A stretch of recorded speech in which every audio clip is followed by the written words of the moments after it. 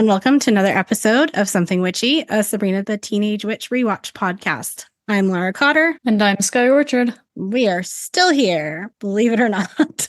Somehow, some way. I have an update, possibly a conclusion on the DVD saga. Let's hear it. So where we left off, we realized it was the DVDs that were the issue because they were too modern for the DVD player that I had. So my dad purchased a newer DVD player. It works. That means I have to switch out my DVD VHS combo and now have just a DVD player. You're going to keep the combo just in case, right? For your VHSs?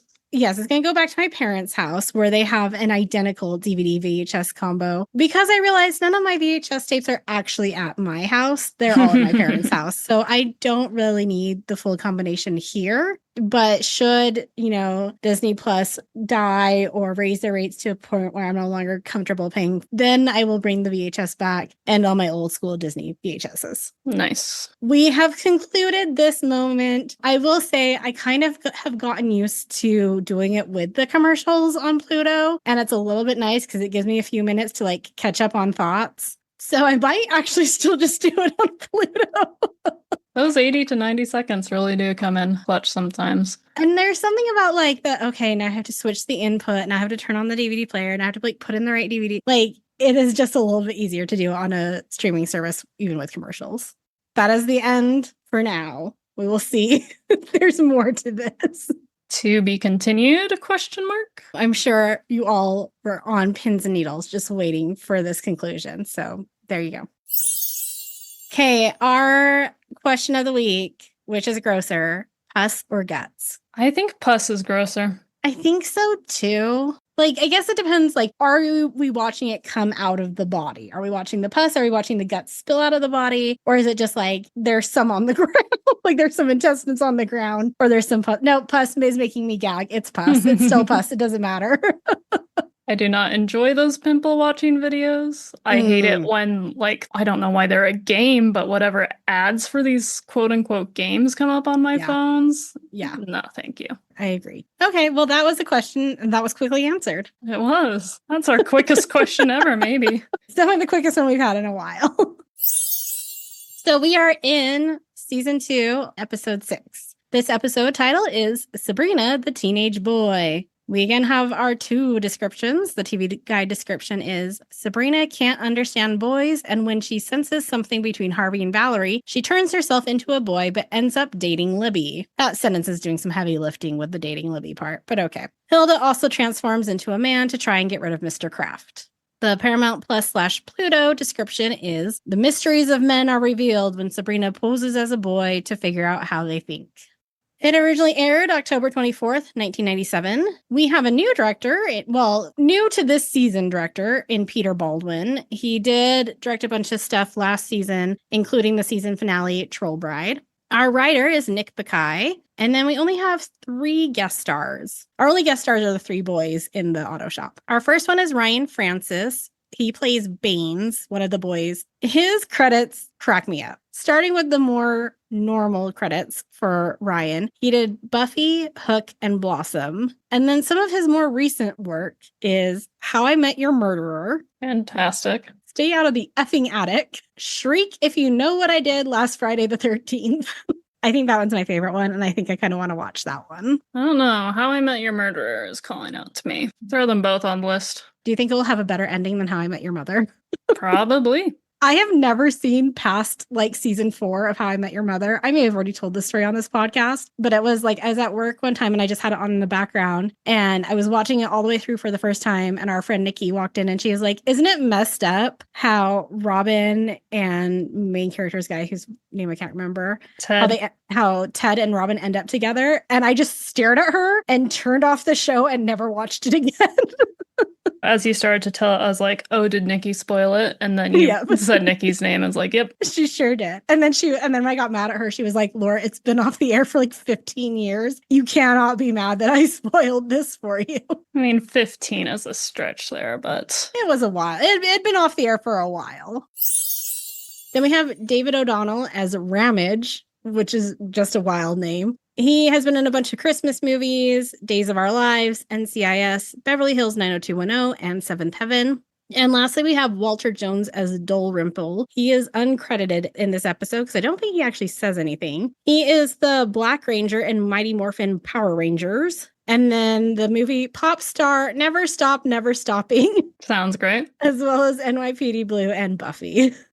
What are your overall thoughts on this episode, Sky? I would have to say it is my least favorite episode so far of this season. Why is it your least favorite? Part of it is obviously the lens that I'm watching this from as a, queer, gender nonconforming individual. It's partly that lens, and I just don't think it aged well. It's fun to play on stereotypes, and there's a way to do it. It just felt very just stereotype mixed in with homophobia and just, I don't know. It wasn't my favorite. It was very 90s. It's an episode.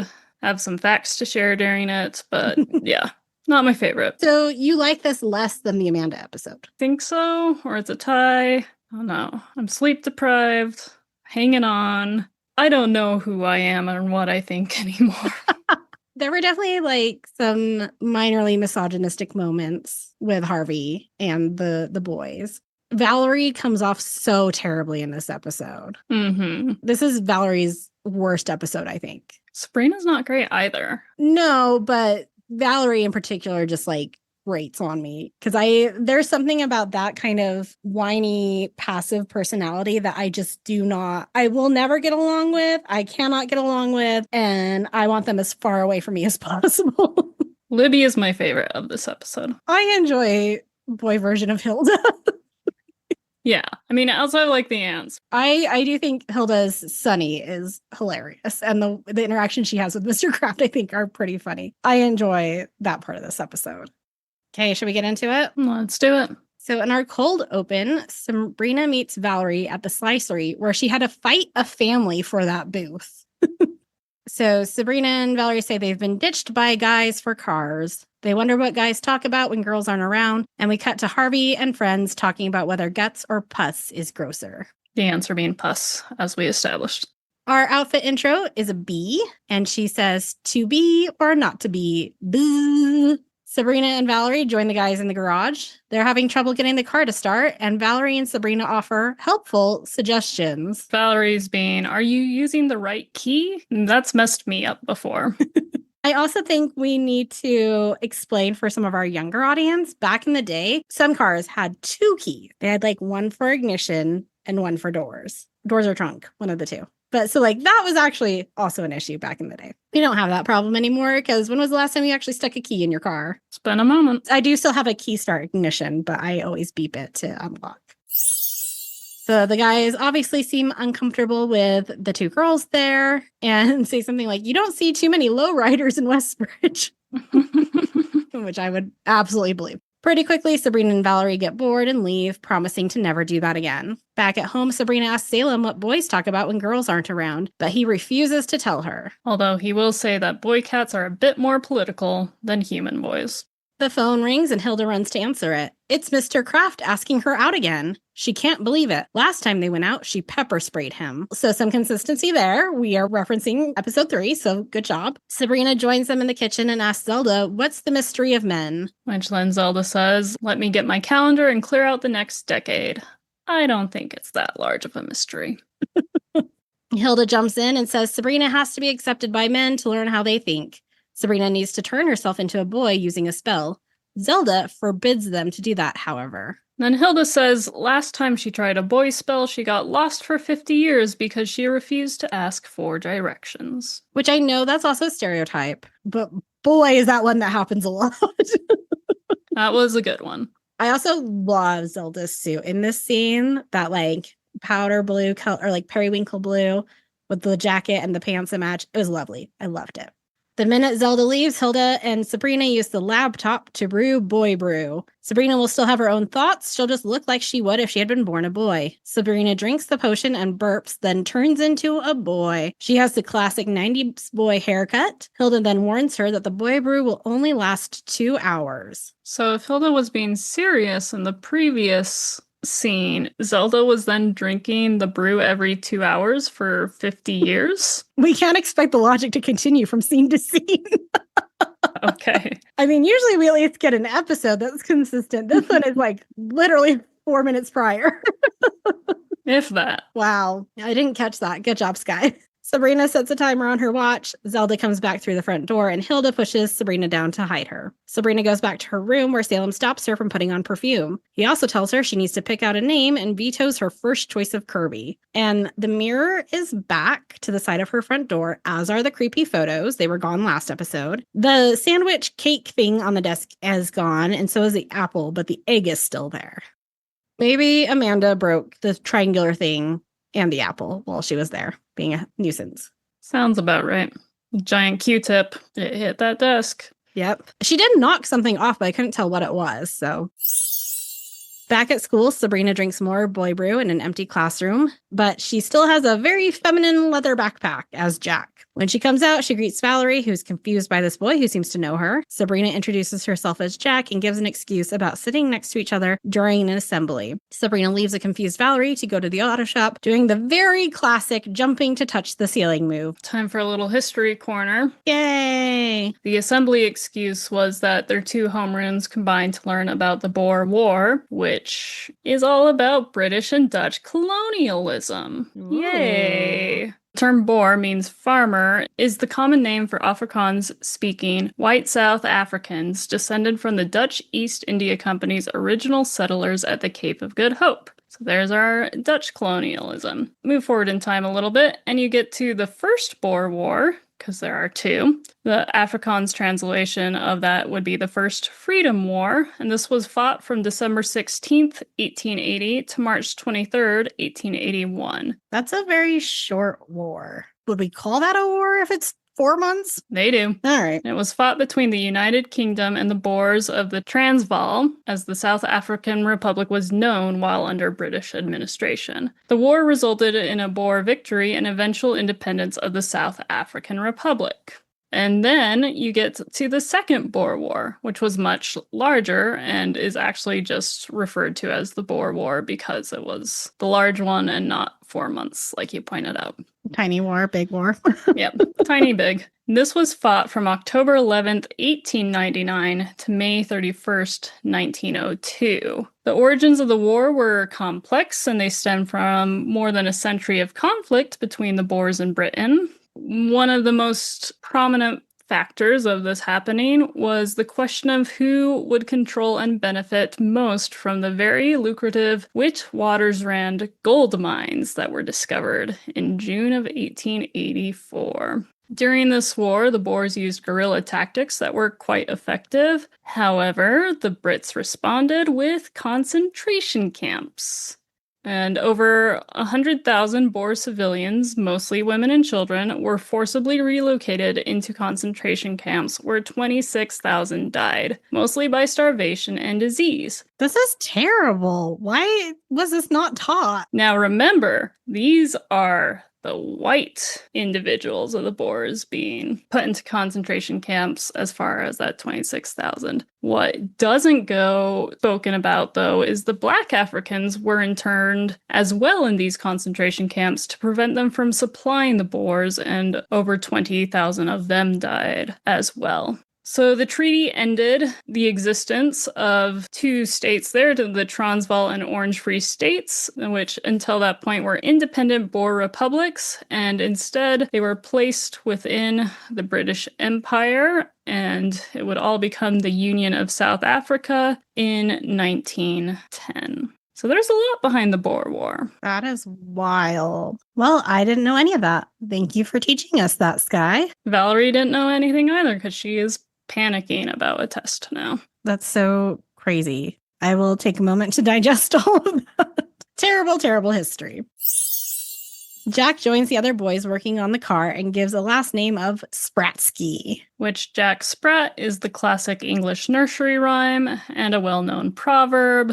The rhyme tells the story of a man named Jack Sprat who couldn't eat fat and his wife couldn't eat lean, yet they managed to lick the platter clean by dividing the food between them. And the rhyme highlights the idea of people with different dietary preferences complementing each other, was also interpreted as a political satire or commentary on societal differences. I just remember I had a computer game as a little girl called Mixed Up Mother Goose, and you had to like travel around Mother Goose Land and like find the missing pieces of different fairy tales and give them back to their owners. And one of them was you had to find, I can't remember what you had to find for Jack Sprat, but then it, like once you got the pieces and you gave them to the people, they would do a little like music playing and put the nursery rhyme up on the screen. So it's him and his wife and they're eating whatever's on the plate. And at the end there's a bone, and the bone they like throw it off the table and the cat comes over and gets the bone.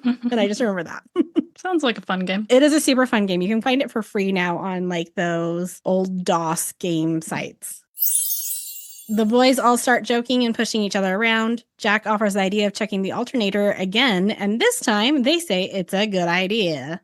Hilda is yawning while Zelda tries to tell her a story about a science discussion she had. The science discussion being on magnetic resonance spectrography, and that is frequently used to complement MRIs by providing information about the concentration of specific chemicals, metabolites, within a defined region of interest. Unlike the MRI, which primarily images water and fat, an MRS can actually detect a wider range of chemicals, offering insight into tissue metabolism and function. Kraft shows up at the house to ask Hilda out again. Hilda begs Zelda to get rid of him, but she won't since Hilda can't even feign interest in Zelda's life. Hilda decides to drink a boy brew, turning into a biker-looking man, and then goes to scare off Mr. Kraft. And boy, her eyebrows as Sonny the Man were so distracting. They were.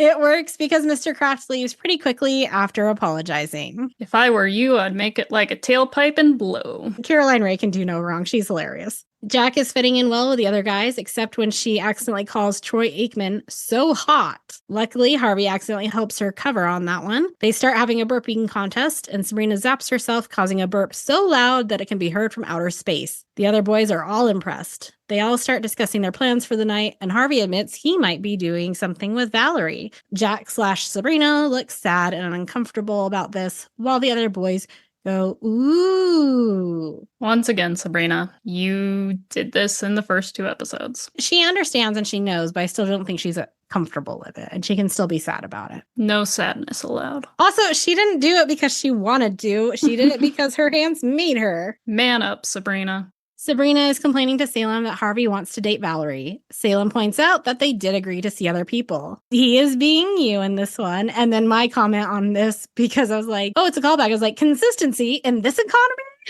economy? Salem tells her she can beat Harvey to the punch by asking out Valerie first as Jack. He used a preemptive strike to take out Yugoslavia. I swear I did not hear that line. Sabrina whines that it's unfair that the boy has to do the asking, and Salem says one of the perks of being a cat is that being in heat eliminates the guesswork. Guess so. Okay. This goes back to the can Salem get female regular non-matcha cats pregnant? And why is this such a thing that we talk about so often in this show? 2 great questions. I don't know if I want the answers to either of them. We have an uncomfortable amount of information about Salem's sex life. Sabrina zaps her voice to sound like Jack as she calls Valerie to ask her to go to the Slicery. And Valerie is reading a book called Girl Talk, All the Stuff Your Sister Never Told You. Sabrina is grossed out by the thought of going out with a girl. Valerie then calls Sabrina to celebrate being asked out by Jack. We get a montage of Salem helping Sabrina get ready for her date. And then Jack and Valerie are on their date, where Valerie is just complaining about her lack of dates. Sabrina finds out that Harvey hasn't asked Valerie out yet, she thinks, as Harvey walks in and greets Valerie. Sabrina decides to try and scare him off by asking Harvey to step aside to chat. Jack says that he and Valerie are kind of going out. Harvey seems happy for them and leaves them alone. Jack joins Valerie again, who admits she only brought $5 for dinner. Mr. Kraft returns and Sunny/Hilda confronts him again. Mr. Kraft is surprisingly bold at standing up what appears to be a pretty intimidating man. Sunny starts insulting Hilda and Mr. Kraft stands up for her, eventually turning it into a physical confrontation, where he says, shouldn't you be using your unemployment check to buy Raisin Jack? And I didn't know what Raisin Jack is, but it is also known as prison moonshine. I don't think that's the thing you buy. I think that's the thing you make, isn't it? Yeah. Salem enjoys the show as they roll around on the ground. Zelda comes in to break up the fight and is stunned when she recognizes the male version of Hilda. Mr. Kraft gets another jab in about Sunny being a slow-witted endomorph. And apparently an endomorph is a technical term of a body type characterized by a rounder physique, wider hips, and a tendency to gain weight more easily. Interesting. The opposite is an ectomorph, characterized by a lean, thin physique with a lower tendency to gain weight or muscle. I don't think they're used as much, but they're definitely still pop up every now and again. Mr. Kraft continues to taunt Sunny, but eventually agrees to leave. The next day at lunch, Sabrina is asking Valerie about her date and offers some subtle advice about how Valerie could do better on dates, but it goes right over Valerie's head. This is where I chose to note that Sabrina also isn't necessarily being the nicest friend, but especially in the scene prior, her internal monologue just isn't really friendly towards your friend there. Very, very judgmental. I mean, yeah, but she's also not wrong. And I think the thing that Sabrina could have done as a nice friend has been hey, let's pretend like we're on a date and go over some talking points and maybe help Valerie work on her conversation skills a little bit because it was bad. Valerie was not a good date. Valerie annoyed me so much in that scene that I fully empathize with Sabrina's thoughts. Also, I'm a judgy person, so I have no room to judge others who are judgy. Sabrina leaves to go get some drinks, and Harvey instead joins Valerie at the lunch table. He asks her to the Slicery tonight. She is shocked and excited. Sabrina returns with the drinks after Harvey leaves, and Valerie excitedly tells Sabrina that Harvey asked her out. Sabrina is disappointed and says she thought Valerie was dating Jack. Valerie confidently says she can juggle 2 guys. You keep believing that. Okay, Valerie. Sabrina complains to Salem. She feels bad as Sabrina because her boyfriend and her best friend are going out, and she feels bad as Jack for Valerie dumping or cheating on him. Salem's advice is to go to the Slicery as Jack and mark his territory, figuratively. Jack watches through the window as Valerie and Harvey arrive at the Slicery. Libby shows up and tells Jack he has the privilege of escorting her in. He agrees and steps off the crate, disappointing Libby that he's not as tall as she thought he was. Libby asks to go play a video game before the 8th graders get the buttons all sticky. He gives her a quarter and sends her off, then uses a spell on salt shakers to spy on Valerie and Harvey, where Valerie is once again complaining about her lack of a love life. I didn't see Libby as a gamer, but I like it. I see her as a woman with some violent tendencies that she needs to get out. And I see the old arcade games as being the absolute acceptable way to do so.